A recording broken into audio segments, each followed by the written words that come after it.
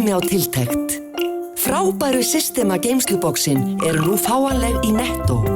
Skemmtilegt skipulag með snjöllum lausnum frá Systema. Netto. Kræsingar og kostakjör.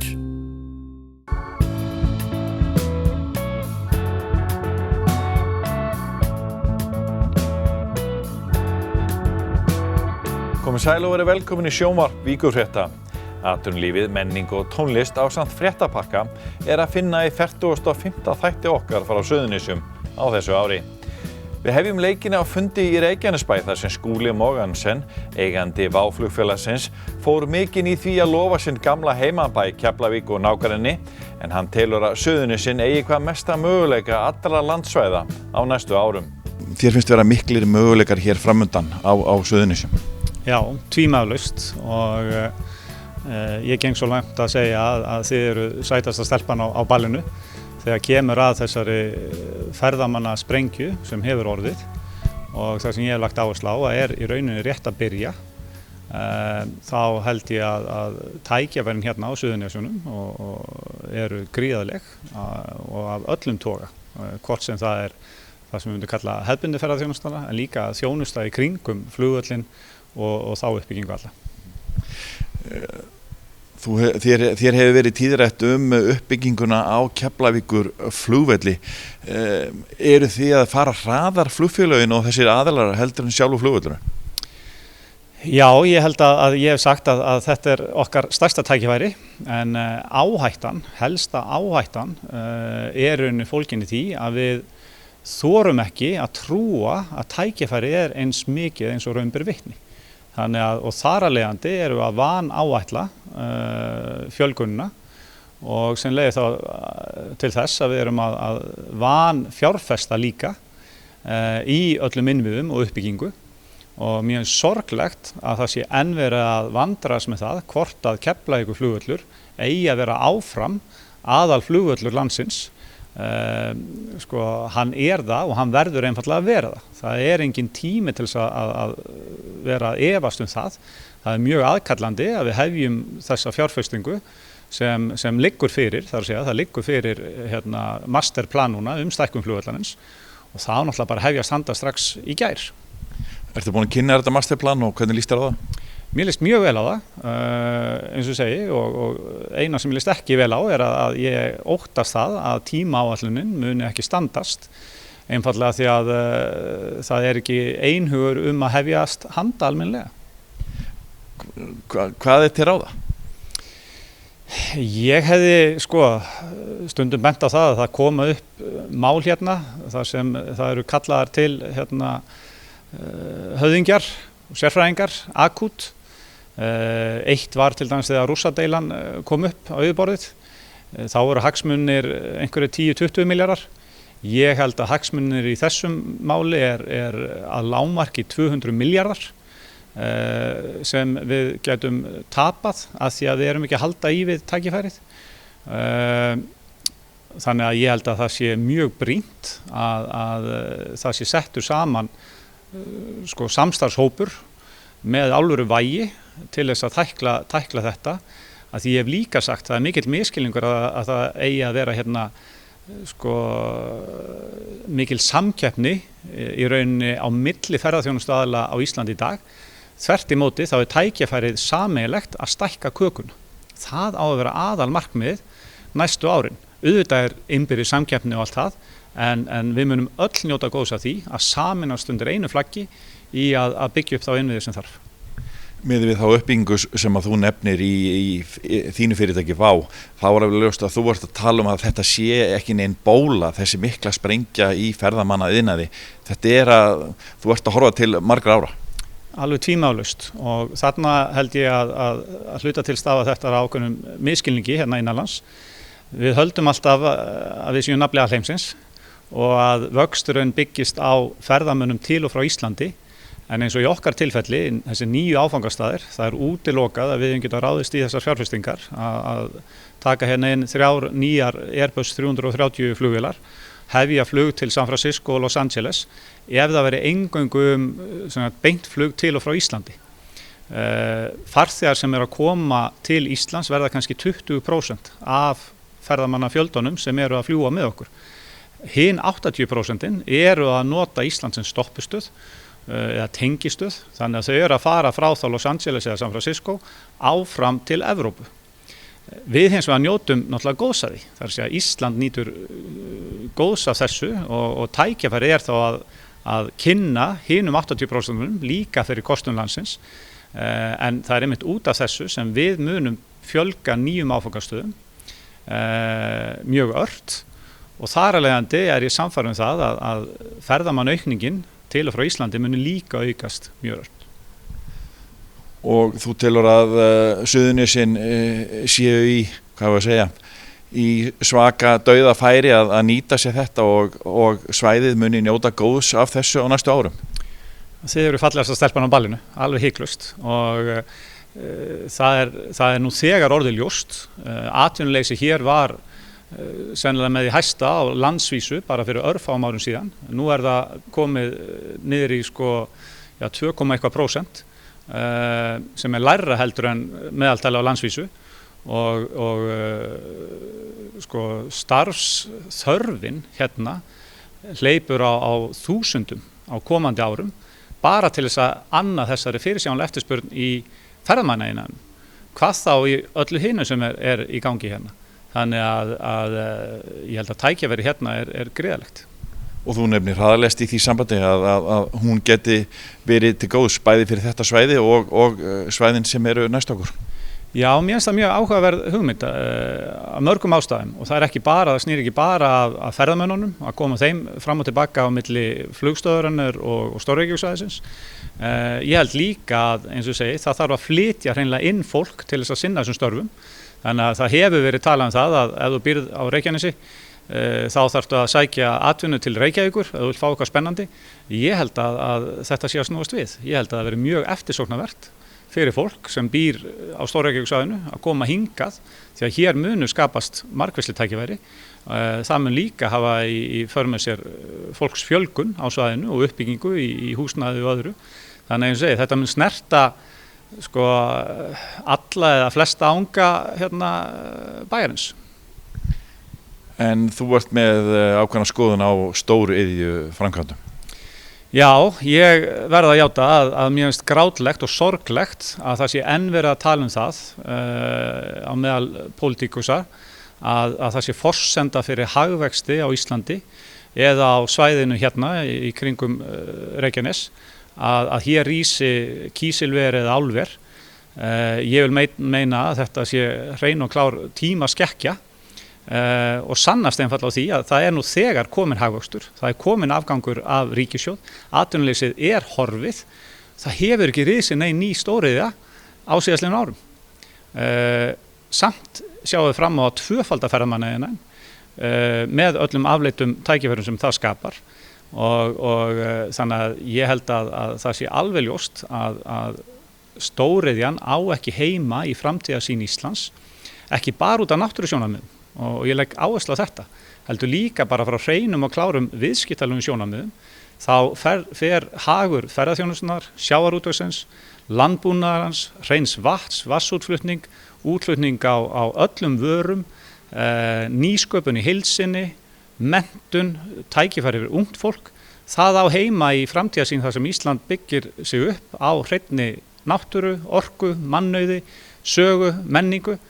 Stóriðjan á ekki heima í þessari mynd. Þannig að líka ef þú tökur bara þennan harða kapitalista, og ég get alveg sett þann hatt á mig, þá segi ég einfaldlega, hún á ekki heima hérna.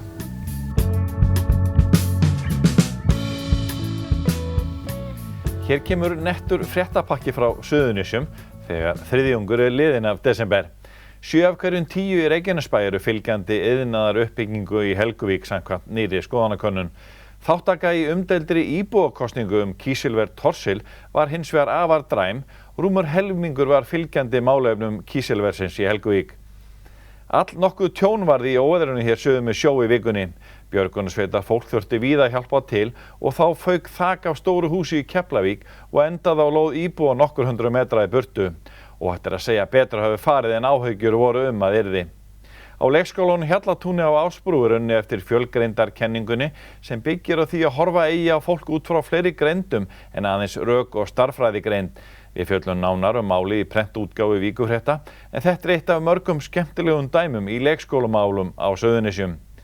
Þess var minnst á aðventukvöldi í Keflavíkurkirkju síðastliðið sunnudagskvöld að í ár eru 80 ár liðin frá brunanum í samkomuhúsinu Skildi þegar kviknaði í á jólatrésskemmtun barna með þeim afleiðingum að 10 manns fórust, þar af 7 börn. Fólksfjölgun á landinu var mest á Suðurnesjum tímabilið 2000 til 2013 eða 31%. Næst mest var fólksfjölgunin á höfuðborgarsvæðinu 19%. Fasteignaverð á Suðurnesjum lækkaði 27% að raungildi frá árunum 2009 til 2013, meira en í nokkrum öðrum landshluta. Þetta kemur fram í skýrslu Byggðastofnunar hagvöxt landshluta en hún kom út á dögunum. Og í lokin smá sport. Elías Már Ómarsson hefur sannarlega átt viðburðaríkt ár. Hann var að ljúka sínu fyrsta ári í atvinnumennsku í fótbolta. Hann heldur til í rólegu hverfi í útjaðri Osloar á milli þess sem hann spilar fótbolta með einu stærsta félagi Noregs, Vålerenga. Keflvíkingurinn tvítugi er einn efnilegasti sóknarmaður Íslendinga þessar mundir. Segjum þetta gott í fréttum frá Suðurnesjum í bili.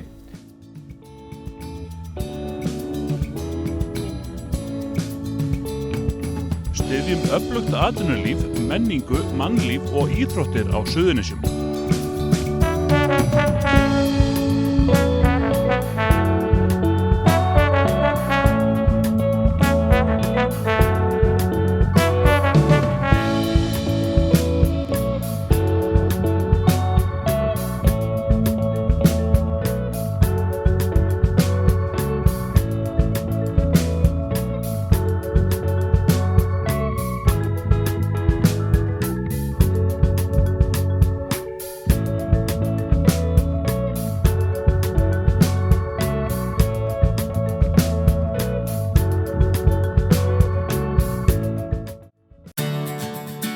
Bókaðu bílinn þinn á bílahótel og láttu degra við hann á meðan þú ferðast.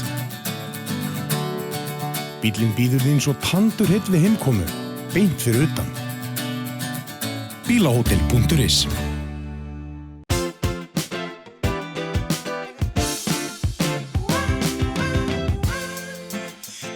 Byrjaðu fríið fyrr og njóttu lífsins. Keflavíkurflugvöllur.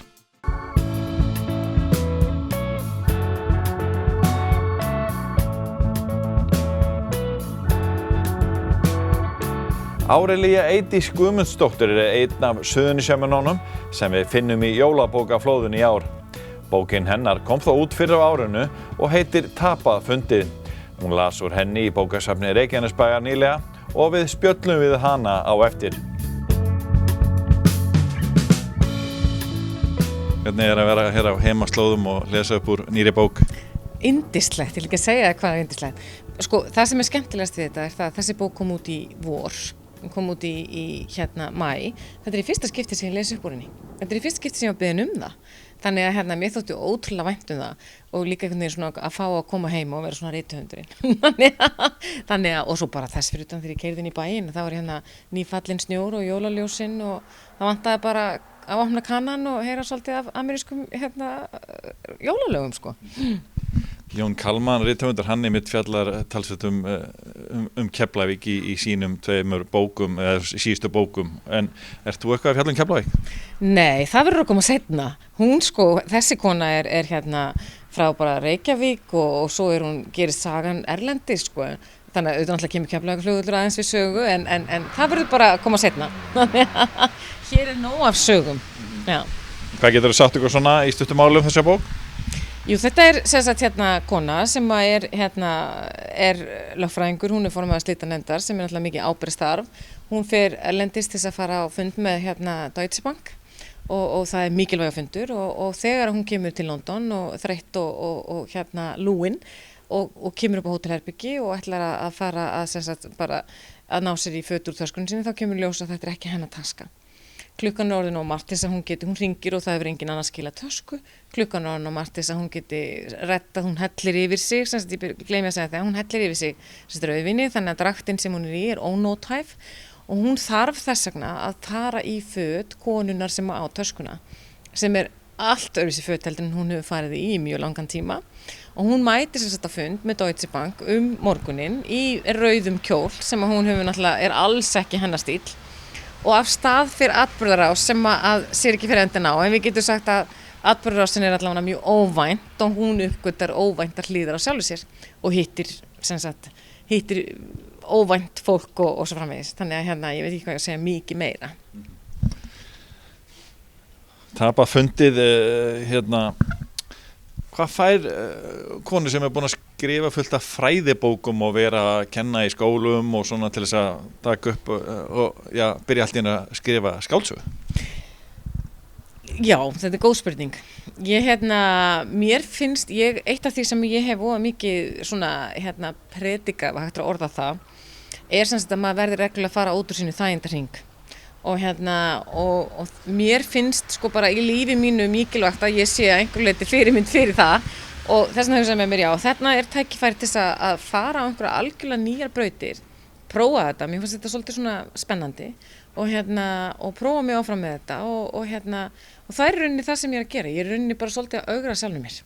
Þannig að ég var alveg skítrædd þegar hún kom út í voru, ég var mjög hissa á því hvað þetta var, hvað ég var stressuð sko. Að því ég náttúrulega þannig ég algjör byrjandi og þú veist, kann ekki neitt og veit ekki neitt og það svona svolítið að nálgast þetta með því hugafari. Þá spyrir maður þig, svolítið sjálfan eins og byrjandi, hvernig skrifur maður svona bók? Kemur þetta í einni bunu eða maður í marga mánuði að þessu? Já, ég svolítið, þú veist, í þessu eins og í mörgu öðru, ég svolítið skorpukona. Þú veist að það svona fæðist ykkur hugmynd og þá byrja ég að vinna með hana og svo legg ég þetta til hliðar, þú veist, svo fer ég að gera eitthvað allt annað og svo kem ég aftur að þessu þannig að hún var tók svolítið tíma að fæðast. En ég vinn hratt þegar ég sest niður og mér finnst mjög gott af því að það er mikill erill í kringum mig, ég á stóra fjölskyldu og margt í kringum mig í vinnu og annað. Að fara bara eitthvað og vera, loka mig af í einhver daga, jafnvel viku og bara vera í þessu og þá get ég verið en svo ég þarf alltaf að láta lesa aftur og aftur vegna þess að ég er ekki mjög nákvæm og mér finnst gott að fá mikla aðstoð og fékk það frábær ritstjóri sem ég var að vinna með og lærði mikið af því sko. En svona lokum, okkur finnst alltaf mjög merkilegt þegar brottfluttir Suðurnesjamenn að gera skemmtilega hluti. Hversu mikið eru heimahagarnir þér kærir? Þeir eru mér rosalega kærir. Ég minna að mamma og pappi búa og systkini mín og þannig að ég er í daglegu sambandi við Keflavík og þykir eiginlega, svo þetta svolítið þannig, ég fór á fermingarafmæli í vor og 35 ára fermingarafmæli sem mér fannst það bara getur ekki verið, því ég er bara 25, þannig og þá fann ég að það er eftir því sem maður er eldri þeim mun vætna þykir manni. Skilur við, fyrst þegar maður fór sem úlingur þá maður í mótor og það bara aldrei koma inn aftur. Skilur við, þú veist, ég minna, það er bara eðlilegur hluti að því að vera úlingur og ung kona. En svo eftir því sem maður lengra lífi frá og það þykir manni alltaf vætna að koma og fá að vera hluti af samfélaginu. Er þetta fyrsta skrefið í áttina fleiri skáldsögum? Já, ég held að það muni koma, ég veit ekki alveg hvenær það kemur en það er að fæðast mig sem að ég þarf bara einhvern veginn að hafa tíma til þess að vinna með. Mér finnst þetta gaman. Þegar maður er búin að prófa, þá finnst mér þetta skemmtilegt. Fyrir mér er þetta svolítið frí frá því að vera með hinn hattinn sem er svona fræðikonana sem þetta passar rosalega vel það sem hún segir og reyna að vera svolítið svona, virðulega í því. Þetta er svolítið frelsi fyrir mig. Þannig að og svolítið gaman. Þannig að það er bara spurning að gefa sér tíma. Grindvíkingar eru engum líkir og sumir þeirra fjörugri en aðrir. Synir Dagbjarts Einarssonar, fyrrverandi útgerðarmanns og bónda, eru í þeim hópi. Við hittum 3 Dagbjartssyni á fjörugum föstudegi þar sem þeir stóðu á sviðinu og sungu bítlalög í húsnæði Þorbjarnar. Yfir 1000 manns komu líka til að fá fisk og franskar en Þorbjarnarmenn senda 1000 tonna fiski til Bretlands á hverju ári. Jæja, strákar. Hvað er þetta með athyglina? Er þetta fjör hérna allt saman? Er þetta bara einhver athygli síki í ykkur? Valla hjá þér? Nei, ég sinni best að ég svara þessu. Málið er að við erum þess 4 bræðurnir. Þeir 2 og Sigurbjörn, sá yngsti. Þeir eru athygli sjúkir en svo sækir athyglinni mig. Svona er þetta bara. Sannleikurinn sá að þeir litlu, ljótu og illagefnu, þeir voru að hafa þeir aftast þar sem þeir sjást ekki. Það er eitthvað til í því líka. En þetta var gaman? Þetta er æðislega gaman. Þetta eru bara forréttindi sko. Bæði í svona andrúmslofti eins og hérna. En þetta bauk okkar bræðranna, frænda og vinna, það alveg óbúslega gaman. Hvernig byrjaði þetta? Þetta byrjaði eiginlega þegar Bryggjupöbbin... Bítlónum minni á smá saman, ég elstur, ég fyrirmyndir skiluru. Það reyndi að hafa góð áhrif. Ég man eftir í 5 ára sko, þá hann að reyna að tróða inn í mig obla dí, obla dá. Það tók rosa stuttan tíma, síðan var það bara upp á að slægja mitt næstu 5 árin sko. En þetta bauk okkar byrjaði þannig að Bryggjupöbbin opnaði og þar var svona... Nei, þú ert ekki að segja rétt frá. Nú. Þetta byrjaði raun þannig að... Skemmtinn fram. Þess að málið að það byrjaði fyrir dálítið mörgum árum að þegar einhver okkar átti stóramali eða gerði eitthvað vittlust eins og að gifta sig eitthvað svoleiðis, tvísfráskilinn, þá komum við alltaf sama sískininn, notuðum Bítlalag og sömdum texta til viðkomandi. Síðan vatt þetta upp og svo, þá ertu komin að Eiríki. Já, sem sagt hljómsveitarbauki byrjar ekki fyrir inn á bryggjunni. Þá bara máttu gestir og gangandi koma og tróða upp og við sáum strax tækifæri við þessir athyglisjúku að setja saman band, æfðum upp nokkur lög og tróðum upp. Og takt eftir, hann sagði athyglisjúku, þarna kemur nafni, ég var ekki með á fyrsta giginu. Þaðan kemur nafni, The Backstabbing Beatles. Hann var með konunni á hverju? Frostrósa tónleikum. Frostrósir? Það ekki mikið rock í þessu maður. Ég bara get ekki sagt núna. Jesus Christ. Svo grét hann sig inn í bandið fyrir rest, en hann var líka að gráta við vin okkar sameiginlegan og þegar hann sagði, skildu þið eftir, máttu þú ekki vera með? Þetta eru bara The Backstabbing Beatles og þannig kom nafni til. Það kemur nafni. En svo náttúrulega þekkjum alveg söguna þaðan sko eftir að ég kom inn í bandið það er að skipta þessum vitleysingum út en gerir ekkert án trommara. Það reyndar alveg rétt, Jón Gauti hefur komið gríðarlega á óvart og verið vaxandi alveg frá byrjun. Hvenær lærði hann á trommur? Aldrei, hann kann ekkert á trommur. Ég vissi ekki ég gæti þetta sko, þannig að ég veit ekki. Þetta eru bara þessi náttúru hann að hæfileikar? Já, ekki að segja það bara. Nei, það var bara ótrúlegt þegar hann byrjaði, við bara what? Þá var hann gæti á trommur. Svona kemur nú einheltið fram í hennum ýmsum myndum. En þið hljótu nú að æfa eitthvað? Já, ef eitthvað stendur til, þá æfum við og við reynum að taka þetta svolítið alvarlega. Við reynum að vera trúir uppaflegu Bítlunum bara. Við erum ekkert að fara með þetta eitthvað út á suður, heldur bara reynum að gera þetta bara eins vel og við mögulega getum. Og já, við æfum rattanir og... Akkur er Bítlalög? Ratta og svona. Jó. En akkur er Bítlalög eingöngu? Þetta eru bara einu lögin sem munu lifa á meðan það er búið á þessari kringlu. Það er bara þannig. Þeir voru nú pínlítið vinsælir, Palli minn. Pínlítið vinsælir. En er ekkert rifrildi að milli ykkar bræðra hver á að syngja hvað og svona? Mér sýnist einn vera langt frekastur í því. Hann er frekastur. Mér finnst hann syngja mest. Ég get ekki bæði spilað og sungið, ég er bara ekki nóg vel gefinn í það. Það er ekki nóg einhverfur. Þetta er í rauninni algjört rugl sko, að ég var ekki að syngja eitt eða neitt lengst af, svo bara kom ég í land 35 ára gammal, þá fór maður að hafa svona tækifæri til að gera eitthvað, rólegur, byrjaði aðeins að syngja, ég var í söngkóp sem heitir Stigamenn, eða hann er lifandi en þá, og þar vorum við 3 að syngja saman og þá bara sá maður hvað þetta var gaman og þetta var svona vatt upp á sig, síðan förum við í þetta Bítladæmi og allt í einu er ég orðinn lead singer í einhverju Bítlabandi, þetta er bara rugg. Þetta er búinn. Það er mjög tæft, það er svona sérþarfir og brúnar kúlur og gular en það má náttúrulega ekki gleyma það eru 2 doktorar í þessari hljómsveit og gæðin fórum dálítið upp þegar Þórólfur og Leifur kom inn sko. Já, jafnvel upp bara dálítið mörg level. Já. 2 doktorar, þetta er menntaðast dikta hvað, þetta er bara menntaðasta hljómsveit á landinu ég er. Með barnalæknir og doktor í, nú mann ég það ekki. Lýðheilsufræði. Það eru 4 flugmenn í þessu bandi. Vinnustaðasálfræði. Og sjálfur er ég með pungabróð. Olíumálaráðherrann sjálfan. Já, ég er með pungabróðið. Já, við erum skýrstjórnarmenntaðir. Þetta er rosalega menntun í þessu bandi. En bæjarbúar, þeir kunna vel að meta þetta og fjölmenna gríðarlega margir þetta? Já, er það ekki bara út af fisknum, hann er svo svakalega góður. Ég vil nú ekki vera dóni, en ég held þeir hafa ekki komið til þess að hlusta okkur, en þetta eru Íslendingar og ef þú ert með fría mat og frían bjór, hvað gerur þú? Og mætir. Það er bara þannig. Já. Og svo úr því að þið eru þetta, þá allt í lagi að hlusta á svo sem. Já, fólk drekkur bara meira til þess að reyna að fíla ruglið. Þetta skemmtilegt samstarf við Bretana.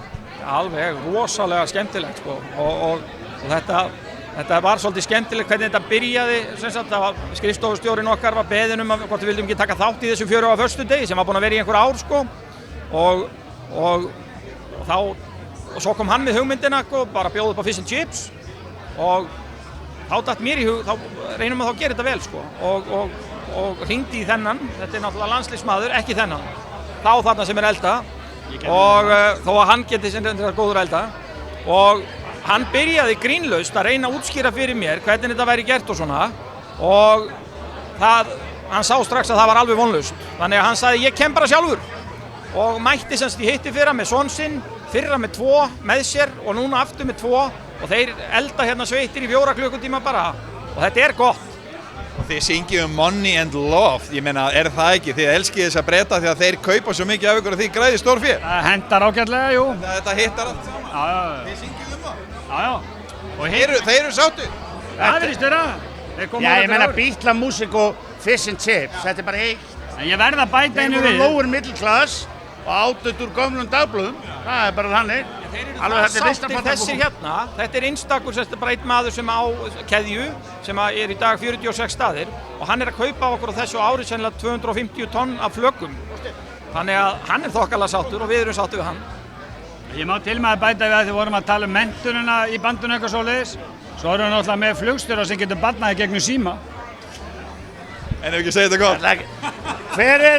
Hver hæstur á okkur á myndalöftu?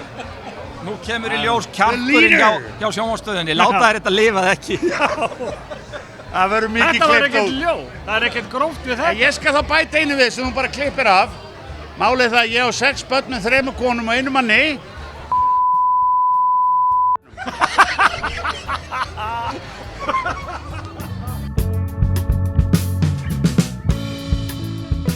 Með og við þökkum fyrir áhorfið, þá minnum við á aðra miðla Víkurfrétta, blaðið sem kemur út vikulega og dreift ókeypis á öll heimili á Suðurnesjum.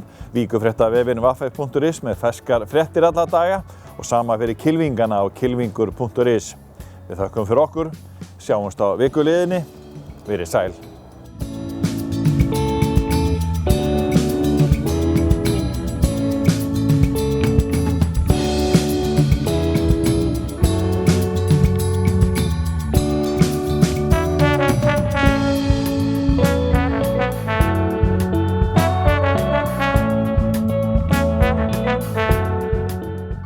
Vertu velkominn á Rocksap Íslands.